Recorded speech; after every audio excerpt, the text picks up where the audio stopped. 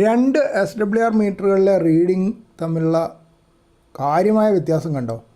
ആദ്യത്തേത് external SWR മീറ്ററാണ്, cross needle SWR metre. അതിൽ വളരെ വലിയൊരു SWR കാണിക്കുന്നുണ്ട്. മറ്റേത് റേഡിയോൻ്റെ അകത്തൊരു SWR മീറ്റർ കാണുന്നുണ്ട്, സൂക്ഷിച്ച് നോക്കിയാൽ കാണാൻ പറ്റും. അത് 1 ആണ്, 1:1 ആണ് SWR കാണുന്നത്.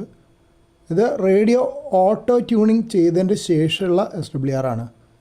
റേഡിയോൻ്റെ ഔട്ട്പുട്ടിലേക്കാണ് എക്സ്റ്റേണൽ SWR മീറ്റർ കണക്ട് ചെയ്തിരിക്കുന്നത്. അത് തിരിച്ച് ആൻറ്റന ഫീഡ് ലൈനിലേക്കും പോകുന്നുണ്ട്. അപ്പോൾ എക്സ്റ്റേണൽ SWRൽ വളരെ കൂടിയ SWRഉം ഇൻറ്റേർണൽ SWR മീറ്ററിൽ നോർമൽ 1:1 SWRഉം കാണുന്നുണ്ട്. എന്തുകൊണ്ടാണെന്ന് പറയാൻ പറ്റുമോ?